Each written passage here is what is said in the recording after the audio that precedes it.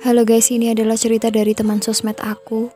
Dia memiliki pengalaman yang sangat buruk dan sampai sekarang dia tidak bisa melupakannya. Sebut saja dia Bunga. Jadi Bunga ini tinggal satu rumah dengan kakak iparnya. Nah, berarti kakaknya belum punya rumah ya guys. Nah, seperti itu. Nah, singkat cerita, dia itu selesai bersih-bersih rumah karena capek banget dan bener-bener berkeringat. Jadi Bunga itu memutuskan untuk mandi guys.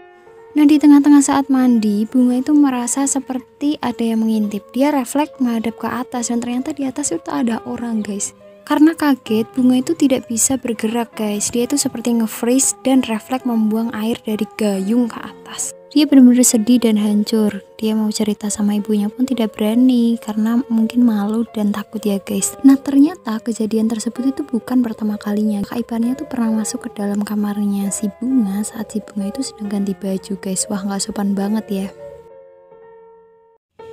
Guys, ini adalah cerita yang sangat sedih. Jadi Rani adalah anak yatim piatu.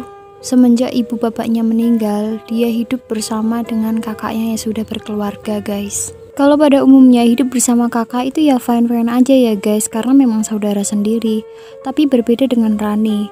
Rani tinggal bersama kakaknya namun hidupnya tidak tenang. Dia sering dimarahi kakaknya dikarenakan hal-hal sepele guys. Contohnya nih, dia nyapunya nggak bersih.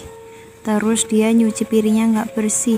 Ya kan emang dia itu masih anak kecil. Dia juga sering dimarahi gara-gara mengambil makanan di kulkas guys. Dia ngelakuin itu karena memang dia lapar guys. Di meja makan itu udah nggak ada makanan setiap kali dia makan.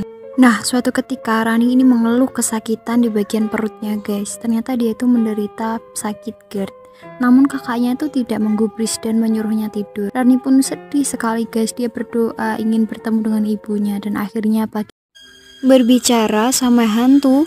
Jadi Rena ini adalah salah satu siswa di SMA. Dia itu sering kesurupan guys. Kalau menurut paranormal sih tubuh si Rena ini sudah bolong-bolong guys. Jadi banyak banget celah-celah yang bisa membuat makhluk halus bisa masuk ke dalam tubuhnya.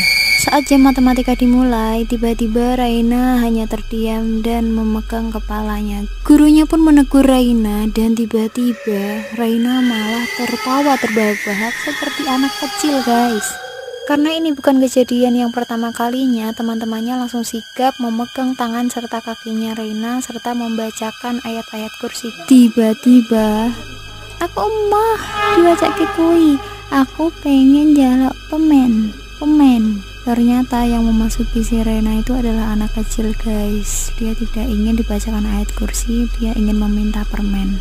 Lah kue ki sopo? Tanya teman Rena. Lanjut part 2 ya guys, karena ini banyak. Dia tidak ingin dibacakan ayat kursi, dia ingin meminta permen.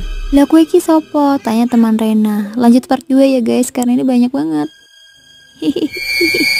Aku anak kecil sing biasane main di sini. Rumahku ada di jendela yang pecah itu. Guru Rena pun menjawab, kamu itu jangan sembarang masuk ke tubuh orang, kasihan. Ini murid ibu mau belajar. Hantunya pun menjawab, Emoh, aku itu pengen ikut belajar. Aku itu sering lihat kalian belajar dan aku bisa 1 tambah 1 2. Aku bisa. Oke guys, jadi intinya hantunya itu nggak mau keluar dari tubuh si Rena. Karena ini waktunya sudah habis. Coba kalian di sini siapa yang pernah berkomunikasi sama makhluk halus?